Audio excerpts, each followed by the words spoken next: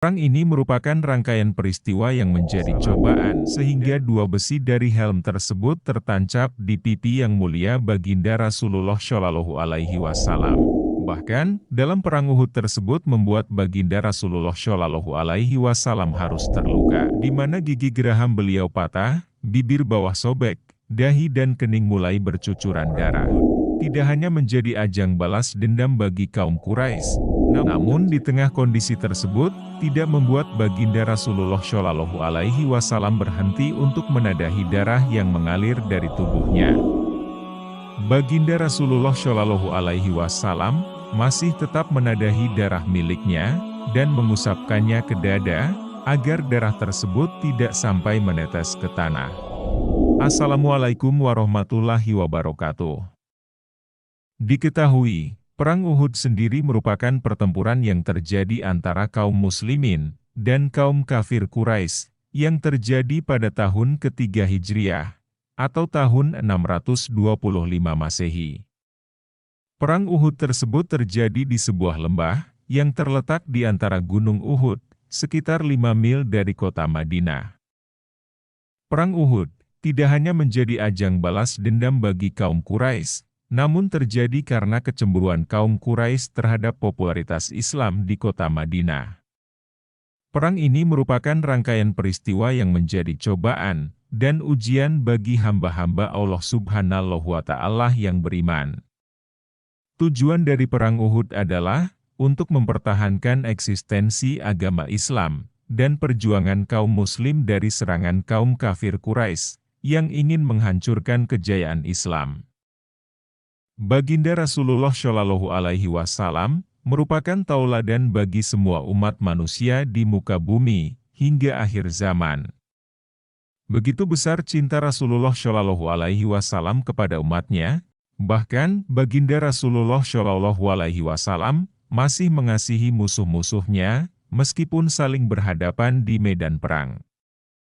Dalam Perang Uhud yang berkecamuk, umat Muslim mengalami kekalahan besar. Bahkan, dalam Perang Uhud tersebut membuat baginda Rasulullah Shallallahu Alaihi Wasallam harus terluka.